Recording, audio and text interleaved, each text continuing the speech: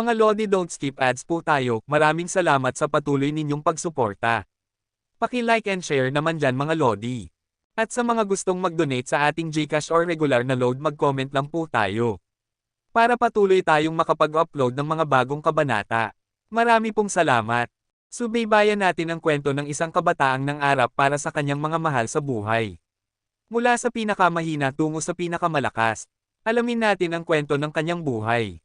Kabanata 1811, Kabanata 1820. Kabanata 1811. Si Moran, sa sandaling ito, isang matinis na tunog na parang awit ng dragon ang nagmula sa malayo sa dagat. Ang tunog ay puno ng kalupitan at galit na nagdulot ng pagtakas ng lahat ng nilalang sa dagat sa paligid nito. Hindi, ito ay isang adult na deep sea electric mang. Tiningnan ni Yehan ang malayo sa dagat at nanginginig ang kanyang ekspresyon. Ang adult na deep sea Dianmang ay hindi maihahambing sa batang ito. Kung makaharap ito ni Yehan, tiyak na mamamatay siya. Takas. Habang ang kaisipang ito ay pumasok sa isipan ni Yehan, ang bangkang kahoy sa ilalim ng mga paa ni Yehan ay nakalaot na sa kailaliman ng walang pag-asang dagat ng mahika. Gayunpaman, sa ilalim ng dagat na mga 40 hanggang 50 milya ang layo mula kay Yehan, sa sandaling ito, isang napakalaking itim na halimaw na may haba na 1,000 metro ay mabilis na papalapit sa kanyang posisyon. Ang nakakatakot na figure ay umalog sa dagat sa ilalim ng dagat, kinilabutan ang ilang mahihinang nilalang na tumakas sa paligid sa ilalim ng dagat. Ang adult na deep sea electric mang ay ang tuktok ng food chain sa lugar na ito ng dagat. Ang overlord na may sariling lugar ay umiiral sa walang pag-asang magic sea sa mga ito. Bukod sa ilang sinaunang species, ang deep sea electric mansion na ito ay halos mahirap maghanap ng mga kalaban. Sa sandaling ito, pinugutan ni Yehan ang ulo ng batang Shenhai Dianmang na natural na nagalit sa adult na Shenhai Dianmang. Ang katawan nito ay 1,000 metro ang haba, kasing laki ng isang truck, at ito ay nagmula sa ilalim ng dagat. Sa ilalim ng pagyurak nito, lahat sila ay gumuho. Sa harap ng deep sea Dianmang, walang nilalang ang naglakas loob na harangan ang landas nito. Ang nakakagulat nitong pagkapuot at kalupitan ay tila nanumpa na hindi titigil hanggang sa mapunit si Yehan, isang kinamumuhian na tao.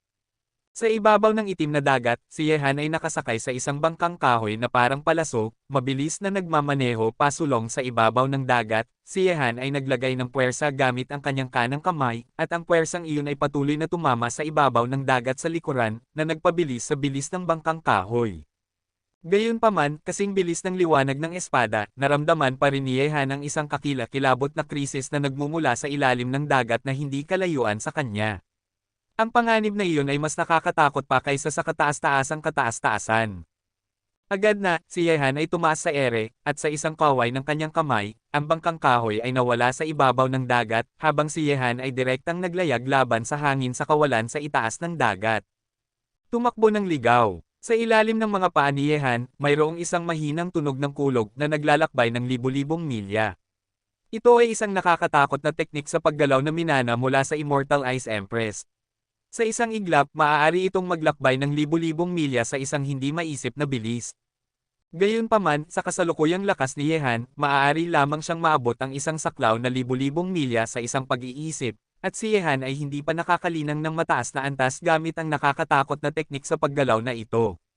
Pagkatapos ng 10 hininga na ganito, si Yehan ay nakarating na sa isang lugar na libu-libong milya ang layo. Gayunpaman, ang bilis ng deep sea Dianmang ay hindi mabagal. Kahit na ipinakita ni Yehan ang gayong nakakatakot na teknik sa paggalaw, maaari pa rin itong sumunod sa likuran ni Yehan, naramdaman pa rin ni Yehan ang marahas at mabangis na aura.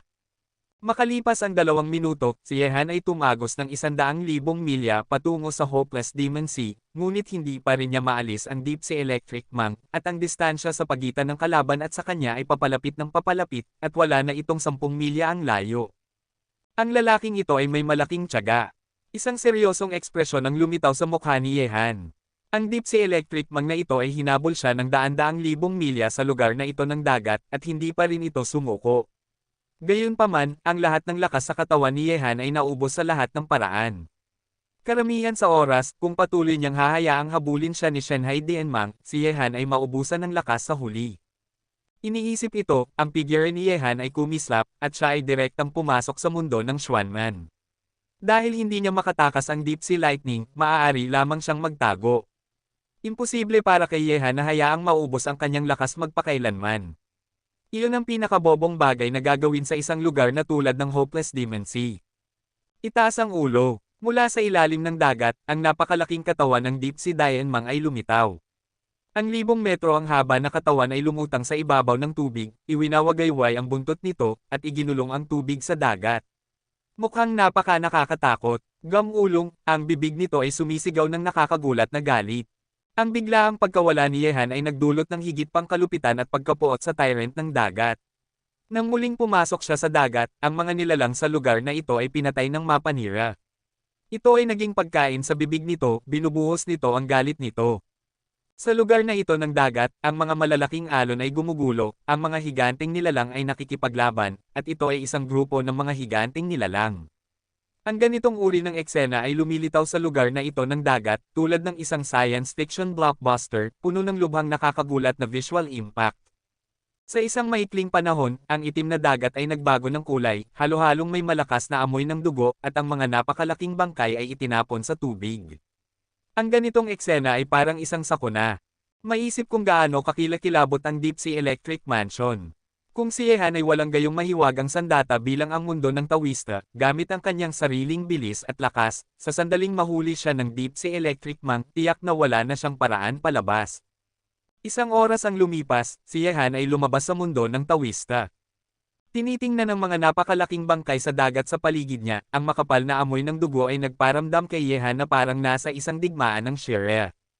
Ano kayang nakakatakot na lalaki? Nanginginig ang puso ni Yehan. Bigla, isang pakiramdam ng krisis ay dumating din sa oras na ito. Nang hindi naghintay na mag-wake si Yehan, nakakita siya ng isang napakalaking ulo na biglang lumitaw sa malalim na dagat sa ilalim ng kanyang mga paa. Ang isang sasakyan ay nilamon, at si Yehan ay malapit ng maging pagkain nito. Kabanata 1812. Gulat at natatakot, iba't ibang negatibong emosyon ang makikita sa mukha ni Yehan sa sandaling ito. Hindi niya inakala na ang Deep Sea Electric Man na ito ay nasa lugar na ito pa rin, at naghihintay sa kanya na lumitaw at magbigay ng isang nakamamatay na suntok. Tumatakbo ng libu-libong milya. Nang matakot si Yehan, ginamit niya ang kanyang mga kasanayan sa katawan hanggang sa sukdulan, at gumalaw na parang teleportasyon. Kasabay nito, ang napakalaking bibig ng Deep Sea Diamond ay umabot na sa posisyon kung saan nakatayo si Yehan kanina lang. Itaas ang ulo. Isang pagkukulang, ang mabangis na aura kay Shenhai Dianmang ay naging mas nakakatakot pa. Nagkukubli ito sa lugar na ito ng dagat sa loob ng isang oras para lang maghintay sa taong pumatay sa sarili nitong anak na lumitaw. Agad, ang napakalaking katawan ay ganap na lumitaw, at ang nakakatakot na buntot ay dumiretso sa posisyon ni Yehan.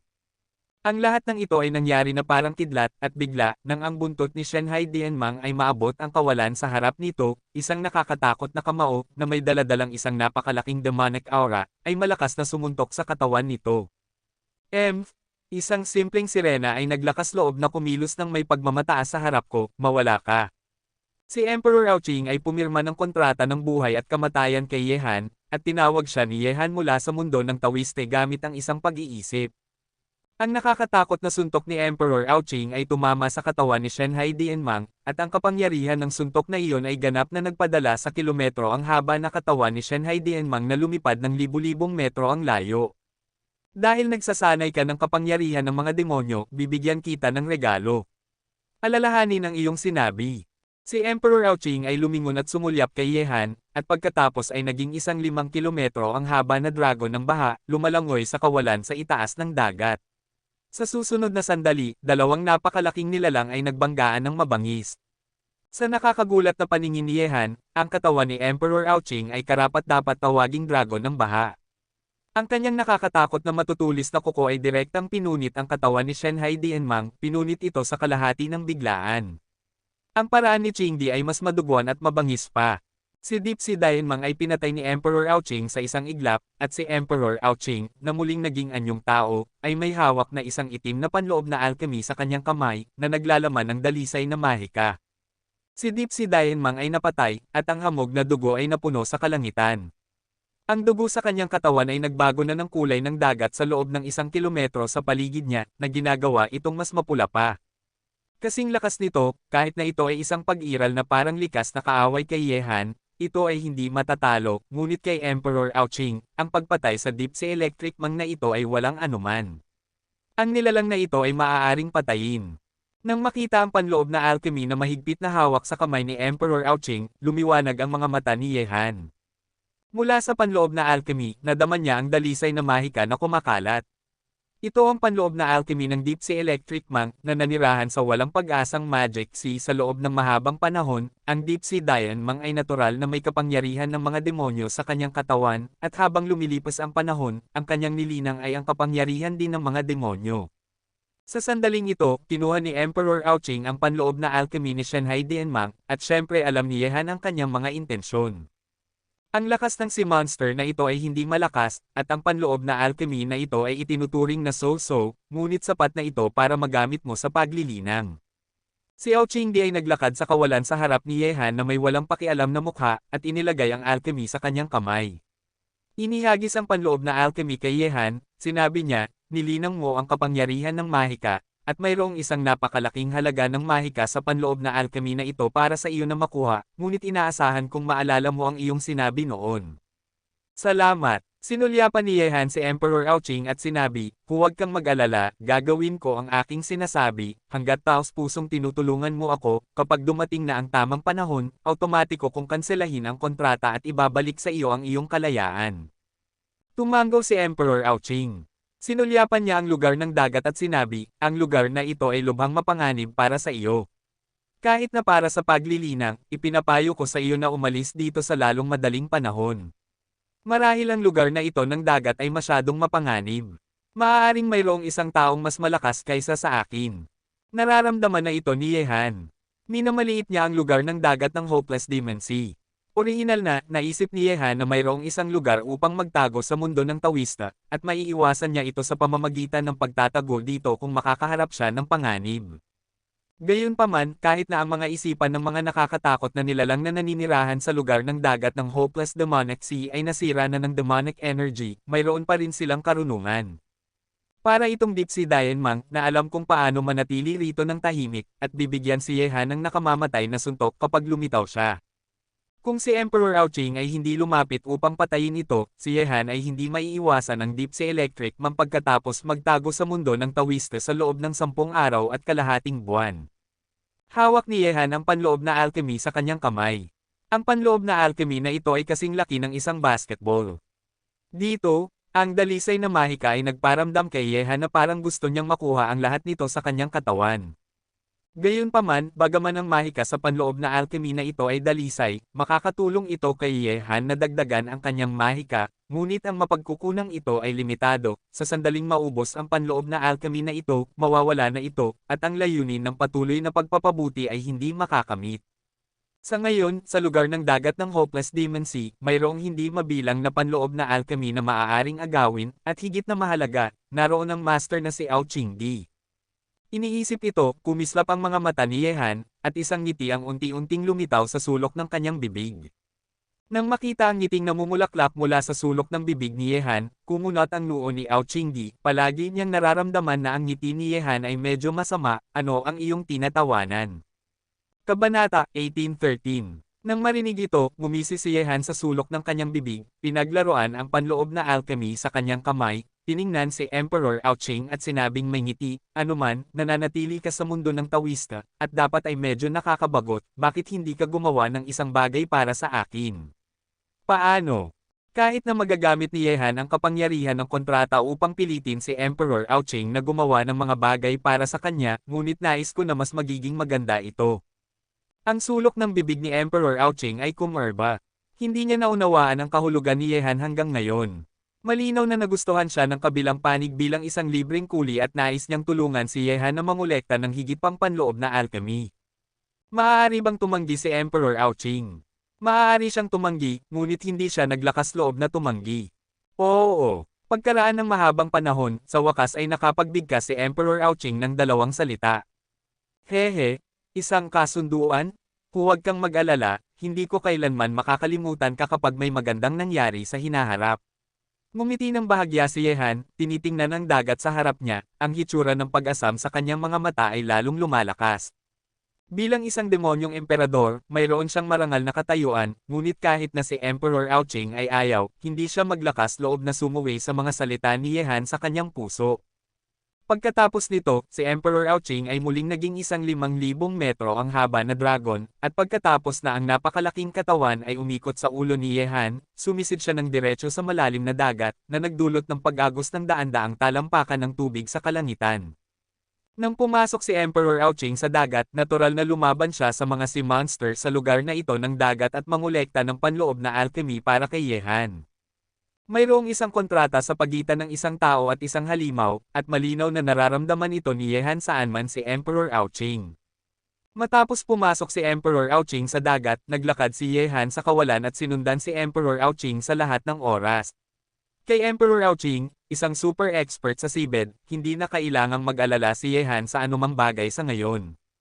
Kahit na may panganib, tutulungan siya ni Emperor Ouching na lutisin ito. Sa ganitong paraan, matapos magmaneho ng 5 araw sa lugar na ito ng dagat, isang tao at isang demonyo ang dumating sa gitnang lugar ng Hopeless Demon Sea, dumaan sa gitnang lugar ng Hopeless Demon Sea, at nakarating sa Tianshu Domain matapos magmaneho ng isang tiyak na distansya. Gayunpaman, ang gitnang lugar ng Hopeless Demon Sea ay natural na mas mapanganib at nakakatakot kaysa sa ibang mga lugar. Ang mga nilalang dito ay lubhang makapangyarihan, kabilang ang mga sinaunang species. Mayroon ding ilang mga pterosaur-like na sea monster na lumilipad sa kalangitan sa itaas ng dagat, ngunit ang makapangyarihang aura ni Ouching na emperador ay nagdulot sa mga mabangis na sea monster na hindi lumapit kay Yehan. Sa ganitong paraan, lumipas ang isa pang 3 araw. Si Yehan at Ouching di ay naglibot sa sentro ng Hopeless Demon Sea sa loob ng 3 araw at hindi pa rin nakakalabas sa sentro. Sa oras na ito, si Yehan, na naglalakad sa kawalan, ay biglang kumunat ang noo. Sa pamamagitan ng kontrata, naramdaman niya na si Emperor Ouching ay tila nasa panganib. Sa susunod na sandali, sa ibabaw ng dagat na hindi kalayuan, ang isang likuran ay natatakpan ng mga tinak. Ang isang uri ng nilalang ay biglang lumitaw, na nagdulot ng marahas na pag-agos ng tubig sa dagat, na parang isang malaking alon ang paparating. Ang nakakatakot na paggalaw na ito, ang lumitaw lang ngayon ay tiyak na ang dulo lamang ng iceberg ng nakakatakot na nilalang na ito, ang laki nito ay tiyak na napakalaki. Ang krisis na naramdaman ni Emperor Ouching ay lalong naging nakakatakot. Wow! Sa oras na ito, ang dragon ay lumabas sa dagat, at si Emperor Ouching ay naging anyong tao na may takot sa kanyang mukha. Bago pa man malaman ni Yehan ang sitwasyon, si Emperor Ouching ay naging isang sinag ng liwanag at dinala si Yehan sa malalayong dagat, inilipad. Malabo, naramdaman ni Yehan ang mga nakakatakot na paggalaw na nagmumula sa dagat sa likuran niya. Ang mabangis na aura na iyon ay mas nakakatakot pa kay Emperor Ouching, ang demonyong emperador. Sa bilis ni Emperor Ouching, iniwan nila ang gitnang lugar sa loob ng wala pang kalahating oras. Pinahinto ni Emperor Ouching si Yehan sa kawalan, huminga ng malalim, at sinabing may takot, hindi ko inaasahan na may mga sinaunang dragon swallowing beast na naninirahan sa lugar na ito ng dagat. Dragon swallowing beast. Ang titig ni Yehan ay nakatutok, ito ay isang nakakatakot na nilalang na maaaring lumunok ng mga dragon, kaya naman natatakot si Emperor Ouching sa dragon ng bahana ito. Pagkatapos, sa isang kaway ng kamay ni Emperor Ouching, higit sa 100 panloob na alchemy ang lumitaw sa kawalan sa harap niya, natatakot akong hindi mo magagamit ang mga panloob na alchemy na ito sa loob ng 1 taon. Ang pagkonsumo ay masyadong marami sa mga araw na ito. Gusto kong pumasok at ibalik ang mga ito, 1 beses. Salamat! Inilagay ni Yehan ang panloob na alchemy na nagpapahintulot kay Emperor Ouching na pumasok sa mundo ng Taoismo.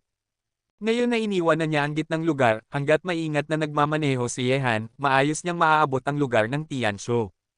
Agad, kinuha ulit ni Yehan ang bangkang kahoy at nagtungo sa dagat sa unahan.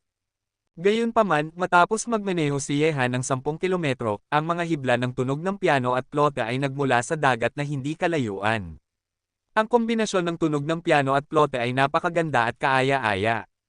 Bukod dito, natuklasan din ni Yehan na maraming nilalang sa paligid niya ang sumusunod sa tunog ng alpa at flauta, na parang sila ay tinawag. Kabanata 18:14.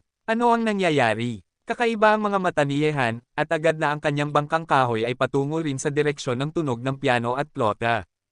Mula sa nakapalibot na dagat, ang tunog ng piano at flauta ay maririnig na may kapayapaan, lubhang kaaya-aya, malambing at malinaw. Sa unang pagdinig, ang tunog na ito ay tila isang perpektong tugma, ang pinakamagandang tunog sa mundo. Gayunpaman, kung makinig ka ng mabuti, si Yehan ay may isang uri ng pagtitiis. Hindi ko mapigilan ang pakiramdam ng paglubog pagkahulog dito at hindi makalabas sa sarili. Ang kombinasyon ng mga ritmo na ito ay may mahiwagang kapangyarihan, nakakalimot sa lahat at kinokontrol ng ritmo na ito. Ano kayang kakilakilabot na ritmo? Ang mga kilay ni Yehan ay nagtipon at makokontrol niya ang kamalayan ng ibang tao sa pamamagitan lamang ng pag-asa sa himig. Ang taong nagpalabas ng himig ay lubhang nakakatakot. Sabihin na lang natin, ang pagkontrol sa himig ay hindi na isang taas na makakamit ng mga ordinaryong tao. Sa ilalim ng dagat, maraming nilalang sa paligid ang nagtipon patungo sa lugar kung saan nagmula ang himig. Tila wala silang interes sa pag-atake kay Yehan, isang tao. Hindi tumigil si Yehan, at ang bangkang kahoy sa ilalim ng kanyang mga paa ay nagmamaneho na parang liwanag ng espada. Hindi nagtagal, sa paningin ni Yehan, isang napakalaking bangkang kahoy ang lumitaw sa dagat sa paningin ni Yehan. Ang bangkang kahoy ay matangkad at maganda ang hitsura.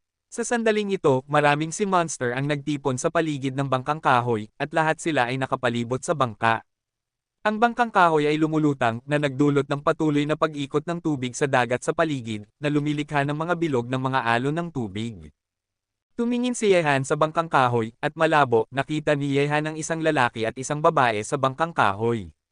Ang babae ay nakaupo na nakatapak, nakasuot ng mahabang damit na kasing puti ng nyebe, sa harap niya, isang gusheng ang inilagay, at ang payat na mga kamay ng babae ay pumipitas sa gusheng sa sandaling ito. Ang malambing at malinaw na mga tunog ng piano ay nailipat mula sa gusheng, at ang babae ay nakaharap sa gilid ni Yehan, kaya hindi alam ni Yehan kung ano ang hitsura ng babae, ngunit ang side face na iyon ay lubhang pino at makikita. Makikita na ang babaeng ito ay tiyak na isang bihirang kagandahan. Pagkatapos, ibinoling ni Yehan ang kanyang tingin sa ibang tao. Ang taong iyon ay nakasuot din ng puting mahabang damit na may matangkad at tuwid na katawan. Tinitingnan si Yehan, ang tunog ng plote ay puno ng panloob na lakas, lubhang tumatagos, at nakamamanghang. Ang tunog ng piano ay mapang-akit at ang tunog ng plote ay masigla. Ang perpektong kombinasyon ng dalawang tunog na ito ay nagbibigay dito ng isang alternatibong akit na nagpapahirap sa mga tao na hindi mapigil ang malunod dito. Sa sandaling ito, sa paningin ni Yehan, nakita niya na ang lalaking may hawak ng plote ay gumalaw, ang kanyang katawan ay parang kuryente, gumagalaw na parang hangin, at sa sandaling tumigil ang tunog ng plote, ang kanyang katawan ay lumitaw na sa ibabaw ng dagat. Pagkatapos, ang itim na mahabang plote sa kanyang kamay ay paulit-ulit na tinapik ang ibabaw ng dagat, ang kanyang mga daliri sa paa ay magaan na tinapik ang ibabaw ng lawa, at nagsasagawa siya ng isang eleganteng pagpatay. Nakita ko na matapos gumalaw ang lalaki, sa loob ng ilang hininga, sa mga sea monster na umiikot sa paligid ng bangkang kahoy, daan-daang bangkay ay lumitaw na sa ibabaw ng dagat, at ang mga sea monster na ito ay lahat ay nasugatan sa parehong posisyon, ulo. Phantom. Tiningnan ni Yehan ang mga bangkay ng mga sea monster na iyon. Ang mga ito ay lahat ng parehong uri ng sea monster. May alingaw-ngaw na ang mga miters ay maaaring magbago sa anumang anyo, kabilang ang mga tao. Siyempre, hindi ito ang kaso, ngunit ang mga hayop na phantom ay lubhang makapangyarihan. Maalam sila sa mga pag-atake sa pag-iisip at maaaring baguhin ang mga espiritu ng mga tao. Sa anumang anyo, kung minsan ay maaaring ito ay isang taong malapit sa iyo. Sa makatuwid, sa ilalim ng gayong mga kalagayan, ang hayop na changeling ay madaling mapatay ang biktima nito. Ngunit sa sandaling ito, ang lahat ng mga kabataan na pinatay ay mga hayop na phantom, mahigit sa 100 sa kanila. Sa oras na ito, ang binata ay bumalik muli sa bangkang kahoy, at isang bote ng jade na kasing laki ng kamao ay lumitaw sa kanyang kamay. Ang bibig ng bote ay nakatutok sa nakapalibot na ibabaw ng dagat. Sa isang iglap, naramdaman ni Yehan ang ibabaw ng dagat sa paligid ng bangkang kahoy. Mula sa mga posisyon ng mga ulo ng mga hayop na phantom na iyon, ang mga alon ng makapangyarihang espiritual na kapangyarihan ay nasisipsip, at lahat sila ay sumugod patungo sa bibig ng bote. Mangolekta ng espiritual na kapangyarihan. Nang makita ang eksena na ito, nagulat ang ekspresyon ni Yehan. Ang bote ng jade sa kamay ng binata ay tiyak na hindi isang simpleng bote ng jade. Maaari itong gamitin upang mangolekta ng espiritual na kapangyarihan. Ang espiritual na kapangyarihan ng hayop na mapanlinlang ay lubhang makapangyarihan. Mayroong daan-daang mga ito ng magkasama. Ang espiritual na kapangyarihan na nakolekta ay lubhang nakakatakot. Sa isang maikling panahon, ang lahat ng espiritual na kapangyarihan sa isipan ng mga nakapalibot na sea surface na hayop na mapanlinlang ay ibinuhos sa bote ng jade sa kamay ng binata. Gayunpaman, sa sandaling ito, nang tumigil ang tunog ng alpa at flauta, nagsimulang pumatay ng may kagandahan ang binata, na nagparamdam sa mga sea monster na umiikot sa paligid ng bangkang kahoy na tila nagising sa sandaling ito, at tumakas patungo sa paligid ng isa-isa. Nadama nila na ang binata ay lubhang makapangyarihan, at hindi naglakas loob na labanan ang binatang iyon. Gayunpaman, si Yehan, na ilang milya ang layo, ay hindi binigyan ng pansin ng mga sea monster na ito. Sa isang iglap sa harap ni Yehan, ang mga napakalaking halimaw ay lumitaw mula sa gumugulong dagat, at ang mabangis na aura ay nakabalot na kay Yehan, na parang gusto nitong punitin siya. Nang makita ito, ang ekspresyon ni Yehan ay nanatiling hindi nagbabago. Bagaman maraming sea monster ang nagtipon sa paligid niya, sa mga ito, hindi naramdaman ni Yehan ang presensya ng anumang sea monster na maaaring magdulot ng panganib sa kanya. Ang kapangyarihan ng yelo, Selyo.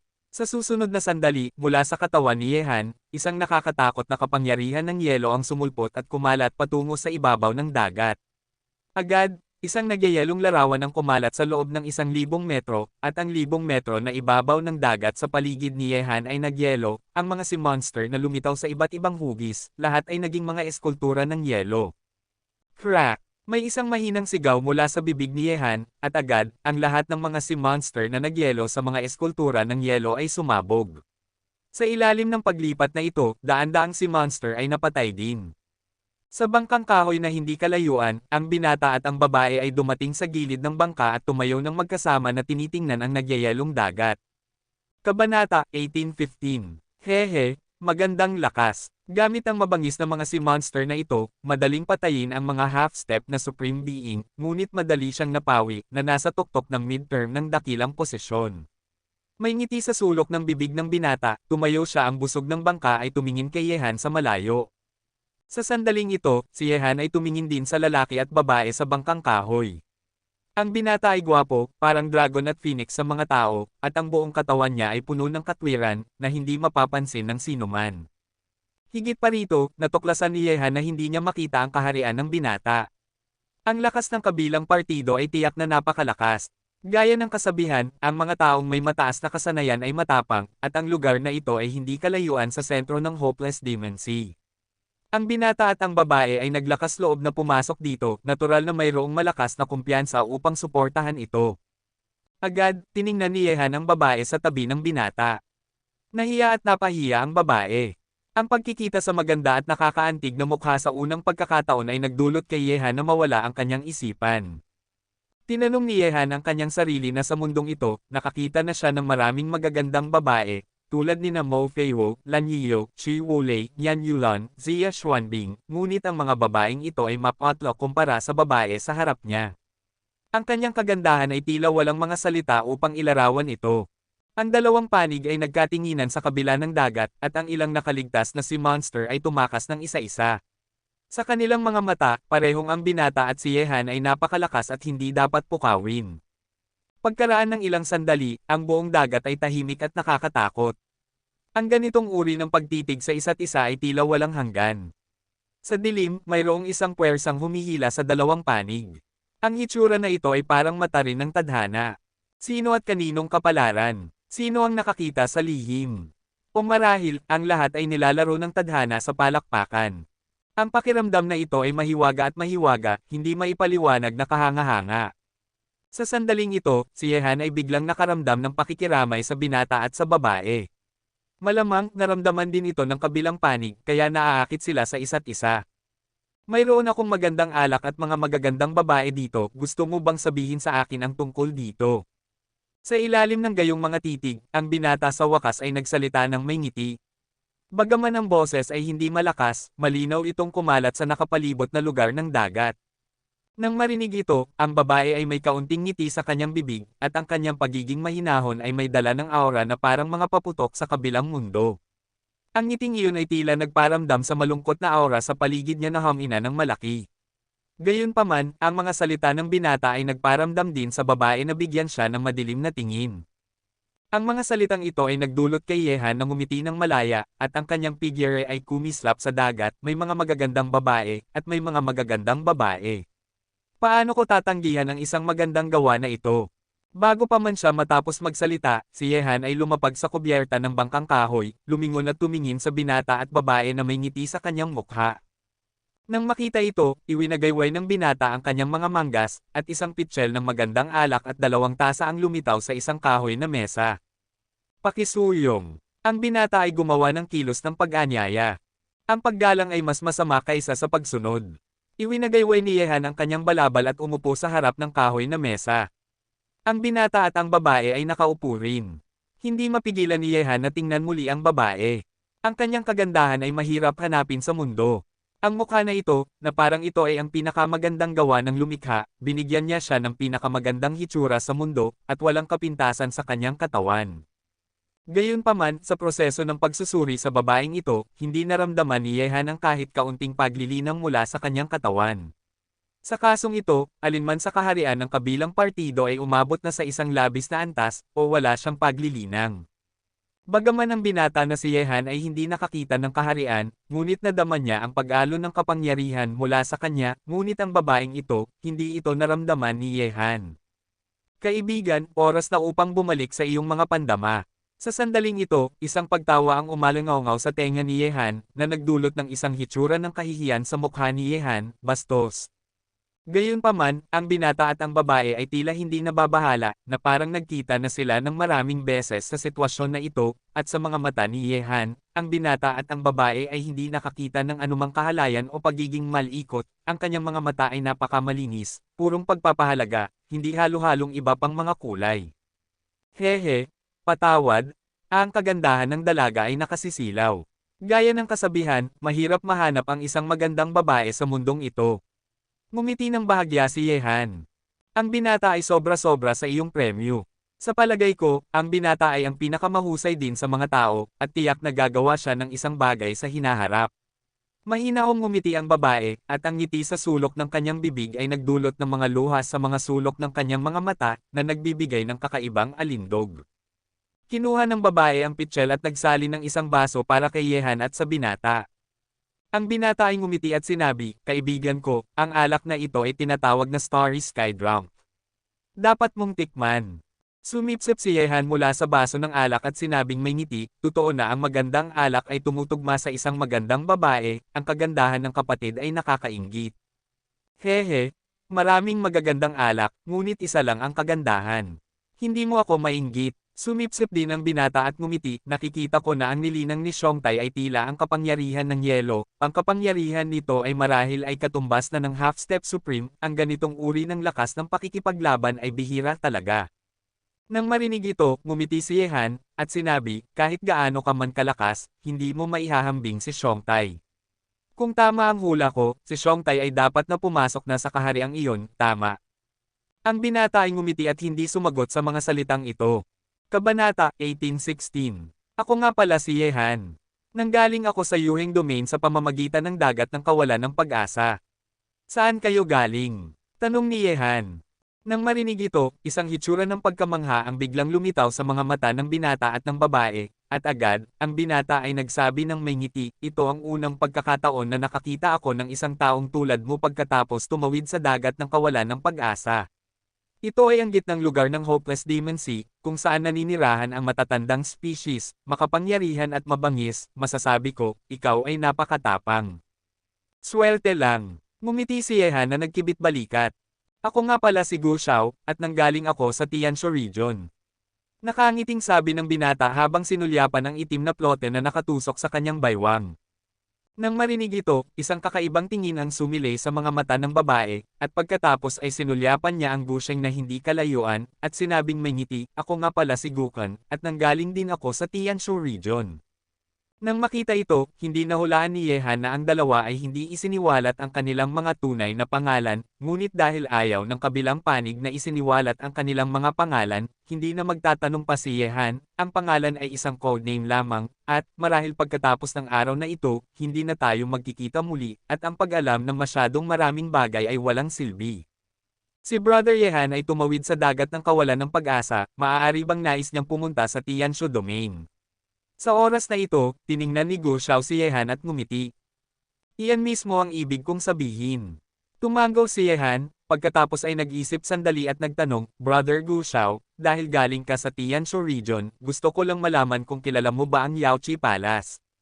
Yaoqi Palace, tumawa si Gu Xiao, nasa Tianshu region ako, paano ko hindi makikilala ang Yaoqi Palace, ito ay isang banal na lugar, maraming malalakas na tao, ang mga magagandang babae ay parang mga ulap, ito ang paraiso na pinapangarap ng maraming kalalakihan. Tinanong ni Brother Yehan ang tungkol sa Yaoqi Palace, maaari bang may napili na siyang isang tiyak na disipulo ng Yaoqi Palace.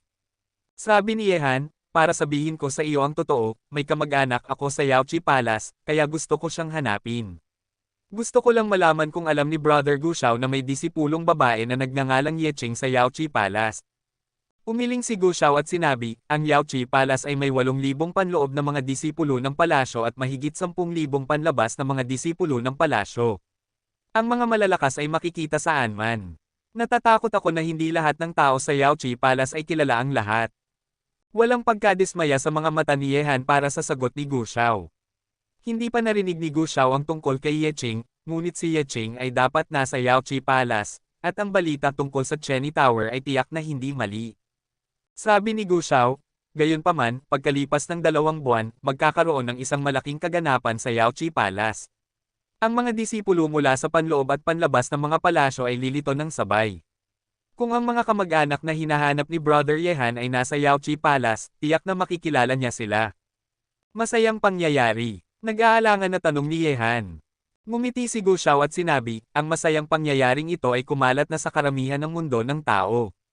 Ang kasal sa pagitan ng Yaoqi Palace at ng 12 Palaces of Chenkon, ang makapangyarihang kombinasyon ng dalawang overlord ay nakakuha na ng pansin ng karamihan sa mundo ng tao.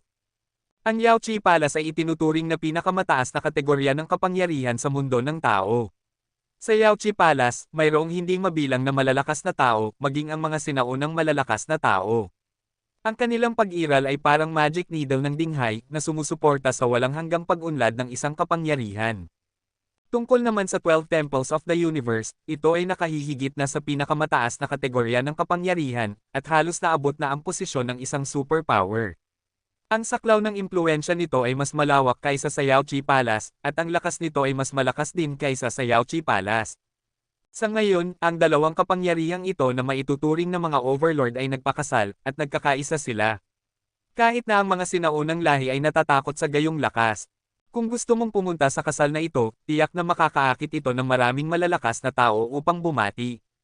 Bumantong hininga si Yehan, kahit na ito ay Yaoqi Palace o Chenkon 12 Palace, ang kanilang background at lakas ay napakalakas, matagal na silang umiiral sa mundo ng tao. Sabi ni Gu Xiao, natural, ang araw na iyon ay tiyak na ang pinakamasikip na araw sa Tianshu region. Kung gusto ni Brother Yehan na maghanap ng isang tao, maaari siyang pumunta doon ng maaga, o maaari siyang pumunta sa araw ng kasal, ngunit gusto kong ipaalala kay Brother Yehan ang mga disipulo ng Yaoqi Palace ay lahat ay mapagmataas. Kung maaga kang pupunta, maaaring hindi ka nila tanggapin maliban kung mayroong isang taong gagabay sa iyo. Bumantong hininga si Yehan, mukhang ang bagay na ito ay maaaring isaalang-alang lamang sa Tianshu region. Ngumiti si Gu Xiao, si Brother Yehan at ako ay nagkasundo kaagad. Kung makakaharap ka ng anumang problema sa Tianshu region, maaari kang pumunta sa Samseri Pavilion upang hanapin ako. Hindi kailanman iiwas si Gu Xiao kung makakatulong ako. Kung may pagkakataon, tiyak na guguluhin kita ng ilang araw. Nakangiting sabi ni Yehan. Sa oras na ito, habang ang tatlo sa kanila ay umiinom at nag-uusap at tumatawa, isang mabangis na aura ang biglang nakapalibot sa nakapalibot na lugar ng dagat. Ang aura ay napaka-nakakatakot. Naramdaman ito, ibinaba ni Gu Xiao at Yehan ang mga baso ng alak sa kanilang mga kamay, dahan-daang tumayo at tumingin sa malalayong dagat. Mukhang ang amoy ng dugo dito ay nakakaakit na ng ilang sakam na mga lalaki. Mayroong isang mapaglarong ngiti sa mga labi ni Gu Xiao, at pagkatapos ay tiningnan niya si Yehan at sinabing may ngiti, ikaw ba o ako? Nang marinig ito, bago pa man sumagot si Yehan, nakakita siya ng isang napakalaking halimaw na biglang lumitaw sa malalayong dagat. Ang aura ng halimaw na ito ay mas malakas kaysa sa ibang mga sea monster na dumating sa paligid, at ito ay katumbas na ng supreme being ng mga tao. Mukhang gagawin ko na. Mahinaong ngumiti si Gu Xiao, humakbang pasulong, at sinabing walang takot sa kanyang mga mata, Brother Yehan, ingatan mo siya ng mabuti, kung mamamatay siya, wala nang Gu Xiao sa mundo. Huwag kang mag-alala, maliban kung ang mga sea monster na iyon ay gumapang sa aking bangkay. Sinulyapan ni Yehan si Gukun sa likuran niya, isang gayong walang kapantay na babae, walang sino man ang gugustuhin makita siyang masaktan. Kabanata 18:17. Mag-ingat kayong dalawa. Mahinang sabi ni Guchin sa likuran ng dalawa. Haha, sa buhay ko, may 3 pangarap ako, magkaroon ng magandang babae, magkaroon ng matalik na kaibigan, mamuhay ng malaya sa mundo. Kung ang hangaring ito ay hindi matupad, paano ako mananatili dito gamit ang aking buhay? Matapos sabihin ito, sa isang iglap, si Gu Xiao ay naglakad na sa bangkang kahoy. Paglabas, hinarap niya ang makapangyarihang si Monster sa kawalan.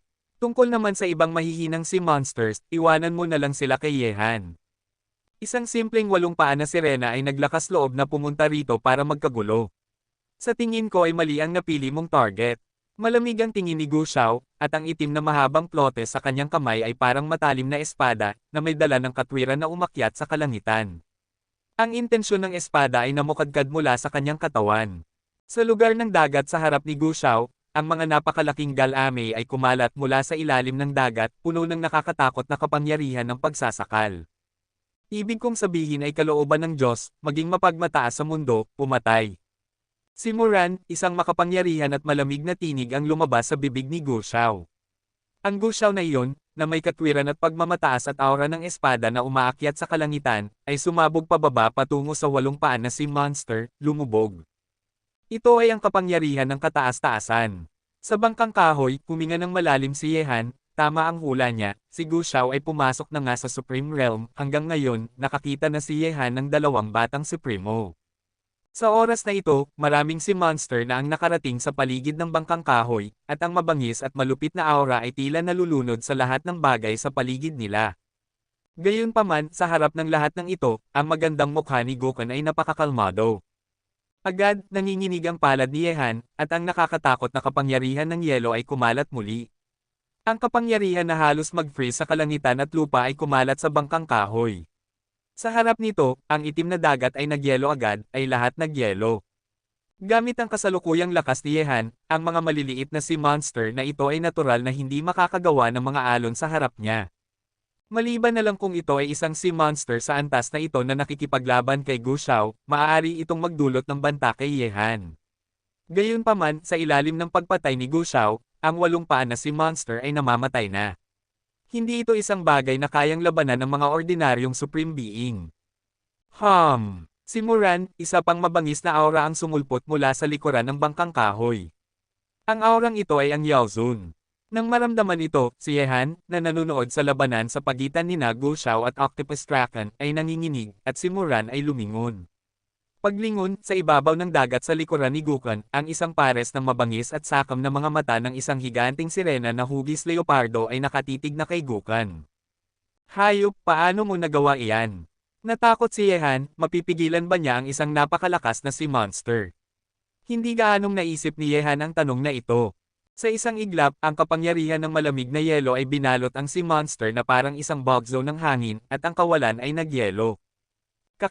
Gayunpaman, ang kapangyarihan ng yelo ni Yehan ay hindi epektibo laban sa makapangyarihang si Monster na ito, at ang nagyayelong kawalan ay agad na nabasag. Suntok ng demonyong langit. Ang mga nakakagulat na sigaw ay parang kulog, at sa itaas ng kamao ni Yehan, ang mga ulap ng mahika ay nakapalibot sa kanya. Ang nakakatakot na kamao na iyon ay kasing lakas ng isang bundok, at direktang sinuntok nito ang napakalaking ulo ng sirenang iyon. Boom! Ang nakakatakot na epekto ay nagdulot kay Yehan na umatras. Sa sandaling ito, naramdaman ni Yehan na parang ang kanyang kamao ay malapit ng masira. Roar! Ang mga kilos ni Yehan ay nagalit sa nakakatakot na si Monster, at ang malalaking matutulis na kuko nito ay diretsyong humampas patungo sa katawan ni Yehan. Ang puwersa ay sapat na upang basagin ang katawan ni Yehan. Selyo ng dragon, lumabas. Ang ekspresyon ni Yehan ay nagbago ng husto, at sa sandaling lumitaw ang Heavenly Dragon Armor, ang nakakatakot na mga kuko ng Kraken ay lumapag na sa katawan ni Yehan. Sa isang iglap, si Yehan ay dumura ng dugo, namutla ang kanyang mukha, ngunit hindi umatras si Yehan. Kung umatras siya, ang Gukun na walang anumang paglilinang ay tiyak na mawawala. Brother Yehan, maraming salamat, iwanan mo sa akin ang halimaw na ito. Sa oras na ito, bumaba si Gu Xiao, at ang kanyang katawan ay puno ng masasamang espiritu. Si Gucci ang kanyang baligtad na kaliskis, at ang anumang bagay na maaaring magdulot ng panganib kay Gucci ay nasa kanyang listahan ng dapat patayin. Kabanata 18:18. Hayop, mamatay ka. Ang galit ni Gu Shao ay tiyak na hindi isang bagay na kayang labanan ng isang ordinaryong supreme. Bilang isang henyo, mayroon siyang lubhang makapangyarihang lakas sa pakikipaglaban. Ang nilikhang pagkamatay ay napaka-nakakatakot. Wow! Sa isang iglap, ang katawan ng si Monster ay nahati sa dalawa, at ang dugo na umaagos ay agad na nagpakulay pula sa nakapalibot na dagat. Gamit ang pagpatay sa makapangyarihang si Monster na ito, ang mundo ay naging tahimik muli. Humugat ng malalim na hininga si Yehan, at pinilit na tinitiis ang suntok mula sa si Monster. Bagaman protektado siya ng Heavenly Dragon Armor, si Yehan ay nagtamo ng malubhang pinsala. Sa oras na ito, sina Gu Shao at Gucci ay sabay na lumapit kay Yehan. Brother Yehan, hindi ko inaasahan na nang maliitin ko si Gu Shao, nagtataglay ka pala ng dalawang uri ng kapangyarihan. Nasugatan ka lang nang makatanggap ka ng pag-atake ng Yao Zhen. Walang gaanong mga young master na hinahangaan ko, Gu Shao, at ikaw ay isa sa kanila. Ngayon, ako, Gu Shao, ay may utang na loob sa iyo, at handa akong maging magkapatid na magkaiba ang kasarian sa iyo. Ano sa tingin mo? Tumingin si Gu Shao kay Yehan at sinabing may ngiti.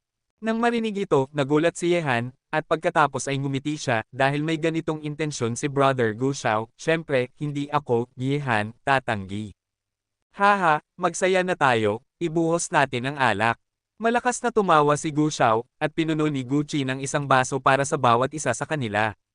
Brother Yehan, pakisuyong, ngayon ikaw at ako ay nagkasundo bilang mga kaibigan, inumin natin ang kopang ito, at magkakasamang harapin ang mga pagsubok sa buhay na ito.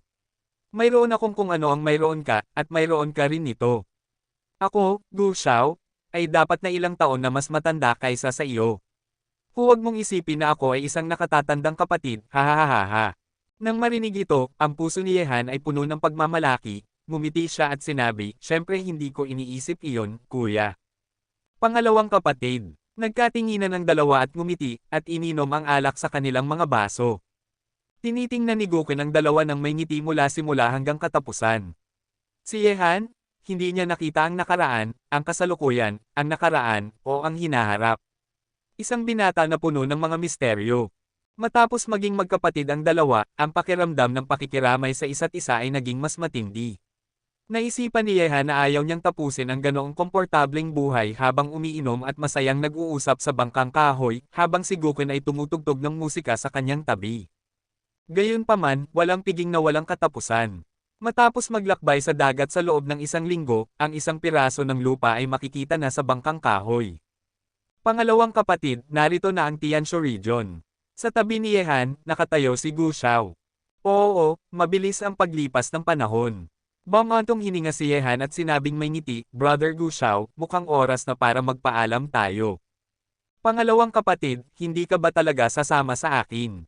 Tanong ni Gu Shao, tinanong na niya si Yehan ang tanong na ito. Hindi, may gagawin pa ako. Tumingin si Yehan sa lupa na papalapit ng papalapit, at umalis sa kawalan, Brother Gu Shao, ikaw at ako ay tadhana na muling magkikita, ang iyong reincarnation pavilion, ako, Yehan, ay pupunta roon sa lalong madaling panahon. Nang makita ang likod ni Yehan na umaalis, lumapit si Gucci at bumantong hininga, hindi siya simple, wala akong nakikitang mga larawan tungkol sa kanya. Ginamit mo na naman ang iyong natural na kapangyarihan. Isang mapang-uyam na tingin ang ibinigay ni Gu Shao kay Gucci, at sinabi, ang espiritual na kapangyarihan na nakolekta sa oras na ito ay dapat sapat na para pigilan mo ang paghihirap ng muling pagsilang, ngunit ang aking pangalawang kapatid ay hindi talaga simple. Ngayon na nakarating na siya sa Tianshu region, hindi ko talaga alam kung anong uri ng ingay ang gagawin niya. Tiningnan ni Gucci ang likod ni Yehan, at mayroong isang hindi maipaliwanag na kulay sa kanyang magagandang mata.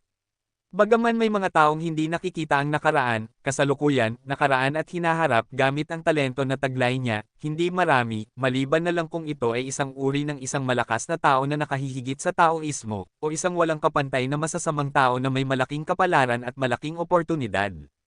Si Gu Shao ay isa rin sa mga taong hindi nakikita ni Gokuen ang nakaraan, kasalukuyan, nakaraan at hinaharap. Tungkol naman kay Yehan, malinaw na hindi siya ang uri ng malakas na tao na nakahihigit sa taoismo.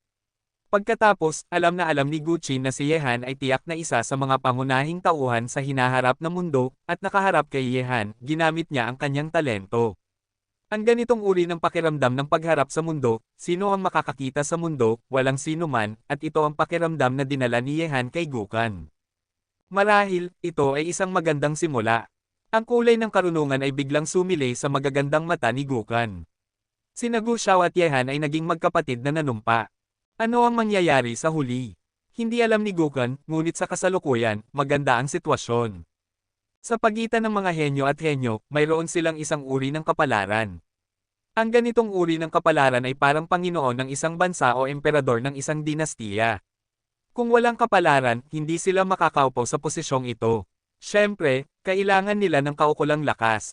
Kabanata 18-19. Matapos makipaghiwalay kina Gu Xiao at Gukhan, nakarating na si Yehan sa lupa na siyang Tianshu Domain. Nang tumingin sa paligid, ang dalampasigan ay kumakalat. Sa dulo ng dalampasigan ay isang malawak na kagubatan. Si Yehan ay direktang sumalungat sa hangin.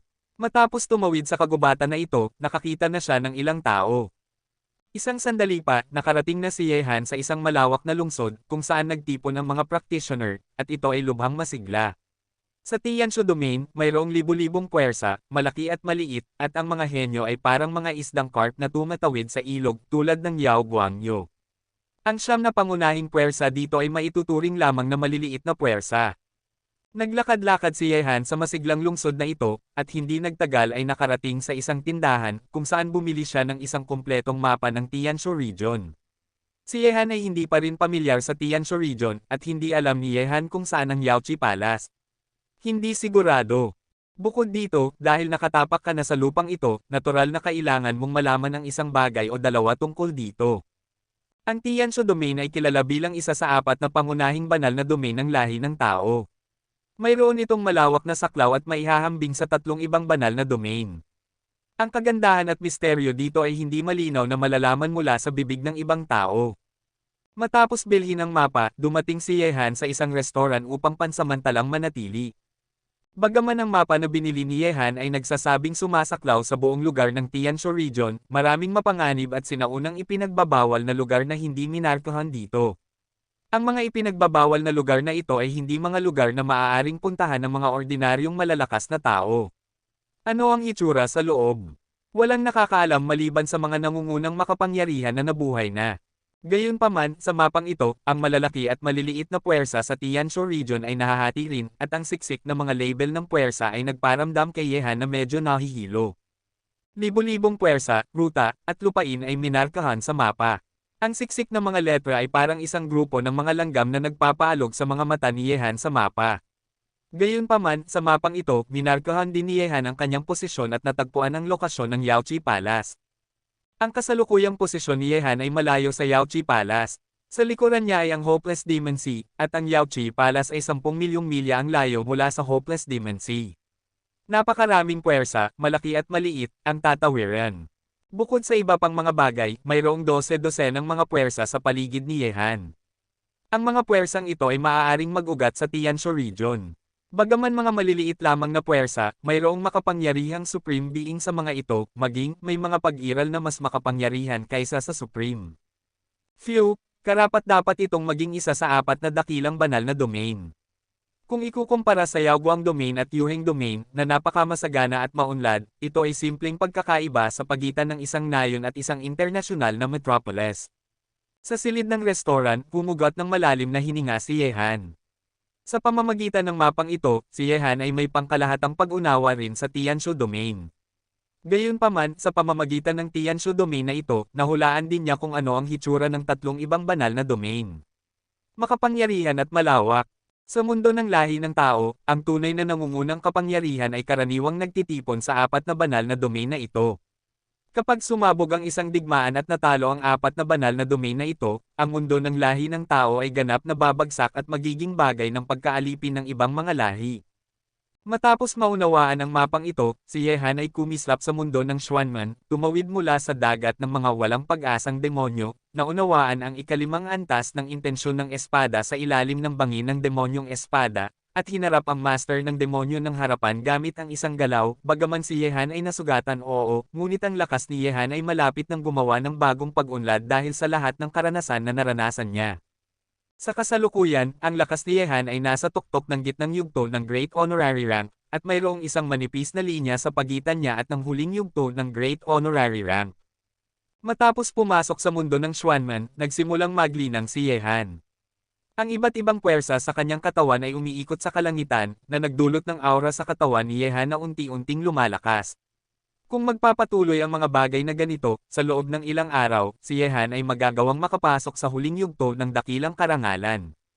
Sa ilalim ng ganitong uri ng pagsasanay, 3 araw lamang ang lumipas sa mundo ng Xuanman, at ang sariling kaharian ni Yehan ay madaling tumagos sa huling yugto ng Great Honorary Rank, na lubos na nagpabuti sa kakayahan ni Yehan sa pakikipaglaban. Gayunpaman, matapos tumagos sa huling yugto ng Grandmaster, hindi tumigil si Yehan sa paglilinang. Sa Hopeless Demon Sea, si Emperor Aoqing ay nangolekta ng higit sa 100 panloob na mga tableta ng Sea Monster para kay Yehan.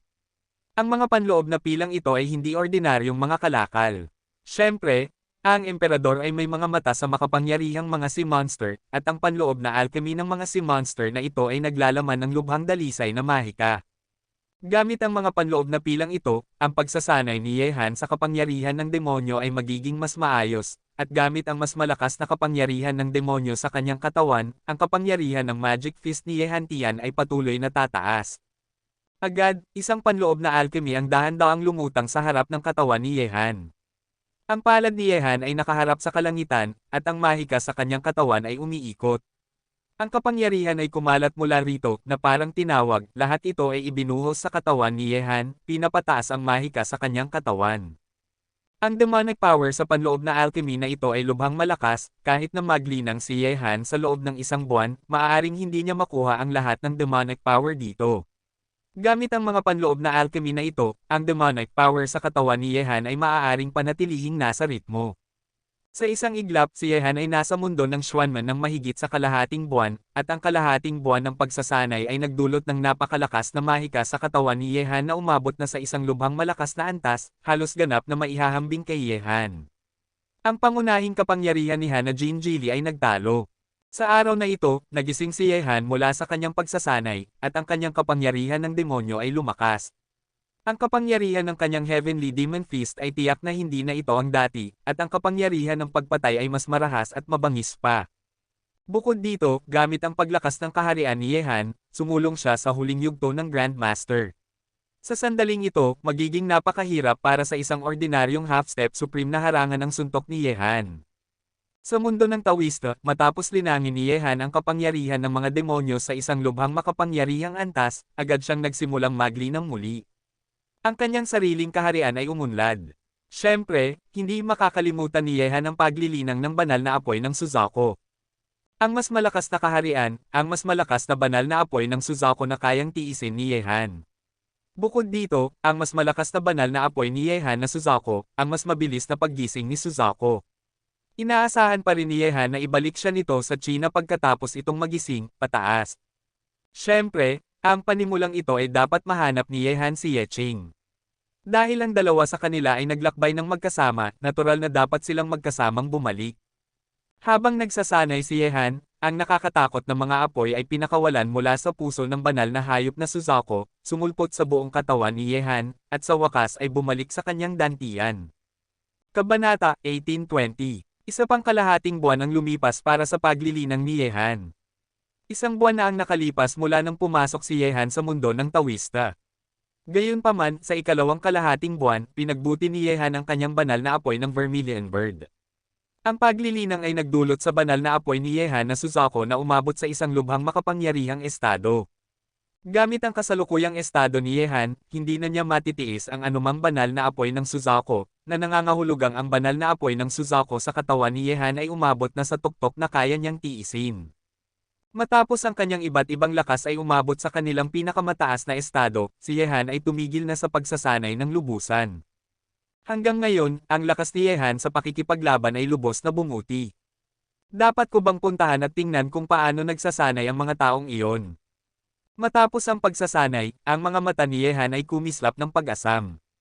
Noong huling pagpasok niya sa mundo ng Xuanman, sina Dao Tong, Xiao Yuangang, at Shi Wulei ay umabot na sa tuktok ng huling yugto ng dakilang karangalan, at maaari silang pumunta sa Half-Step Supreme Realm anumang oras. Tumagal si Yehan ng mahigit 20 araw upang tumawid sa dagat ng kawalan ng pag-asa, nakatumbas ng mahigit 6 na taon sa mundo ng Tawista. Sa panahong ito, batay sa lakas ni Dao Tong, Xiao Yuangang, at Shi Wulei, dapat na silang nakarating na sa Half-Step Supreme Realm. Pagkatapos, dumating si Yehan sa lugar kung saan nagsasanay ang mga taong Tianlong. Sa tuktok ng isang bundok, sina Dao Tong, Xiao Yuangang, at Shi Wulei ay nakaupo na nakatapak at nagkatinginan, nag-uusap ng isang bagay na may pagtawa. Ngayon ay pumasok na nga sila sa Half-Step Supreme State. Sa oras na ito, dumating si Yehan mula sa malayo. Nang makita ito, ang tatlo kay Dao Tong ay tumayo at binati si Yehan. Hehe, mukhang tama ang hula ko. Pumasok na nga kayo sa Half-Step Supreme Realm. Binabati kita. Ngumiti si Yehan at lumapag sa tuktok ng bundok. Taos pusong natutuwa para sa kanila. Nang marinig ito, si Dao Tong ay nagsabi ng may ngiti, kung hindi natin kayo sinundan, ang tatlo sa atin ay maghintay hanggang sa Half-Step Supreme Realm, at hindi natin alam kung anong taon at buwan ito. Maituturing natin ang iyong walang pag-iimbot na paglilinang ngayon. Yehan? Salamat. Ang buhay ko, Dao Tong, ay lagi mong pag-aari. Mga kaibigan tayo, magkakapatid pa nga, bakit pa tayo mag-aaksaya ng mga salitang iyon? Tinapik ni Yehan si Dao Tong sa balikat at sinabi, ngayon na nakarating na ako sa Tianshu Domain, dahil ang tatlo sa inyo ay tumagos na sa Half-Step Supreme, mukhang oras na para lumabas kayo at maglakbay-lakbay. Nang marinig ang mga salita ni Yehan, lumiwanag ang mga mata ni Dao Tong. Bagaman ang Xuanman World ay isang banal na lugar para sa paglilinang na umaakit sa puso ng lahat, ang pananatili rito ng matagal ay magdudulot ng pagkabagot sa lahat. Hehe, Tianshuyo, hindi pa ako nakapunta sa lugar na ito, gusto ko talagang lumabas at makita ito. Nasa sabik na sabi ni Shi Wulei. Ngumisi si Xiao Yuangang at sinabi, bagaman maganda sa loob, ang amoy ay malapit nang mawala. Ngumiti si Yehan at sinabi, pagkalabas natin, ililibre ko kayo ng kahit anong gusto ninyong kainin. Pero na, ang Tianshuyo ay isang mas panabik na lugar kaysa sa Yaoguangyo. Gamit ang isang galaw ng kamay ni Yehan, sa susunod na sandali, ang apat sa kanila ay nawala sa tuktok ng bundok. Sa mundo ng Xuanman, sa ngayon, ang tatlo lang kay Dao Tong ang tumago sa Half-Step Supreme Realm. Tungkol naman sa iba, hindi sila pinayagan ni Yehan na sumunod. Sa lugar ng Tianshuyo, ang mga Half-Step Supreme Young Master lamang ang kaakit-akit sa mga tao, o ang mga Half-Step Supreme Youth lamang ang maituturing na mga henyo. Tinitingnan ng buong Tianshu Domain, tiyak na maraming ganoong tao, ngunit ang mga nakakapagtayo mula sa kanila ay maituturing na mga nangungunang henyo. Dinala ni Yehan ang tatlo kay Dao Tong sa labas, at ang apat sa kanila ay direktang nag-order ng isang mesa ng magandang alak at pagkain sa restoran, uminom hanggang sa kanilang mga puso ay masaya, at nagsasanay sa mundo ng Tawista, na nagdulot ng sobrang pagkabagot sa kanila.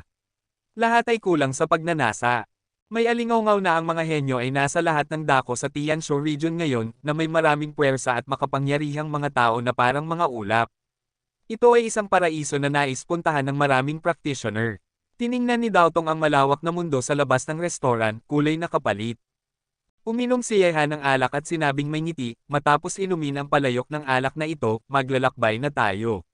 Sa oras na ito ay pupunta tayo sa Yaoqi Palace, isa sa mga nangungunang kapangyarihan sa Tianshu region. Ang paglalakbay na ito ay tiyak na magiging napakakapanapanabik. Nang marinig ito, nagkatinginan ang apat at ngumiti.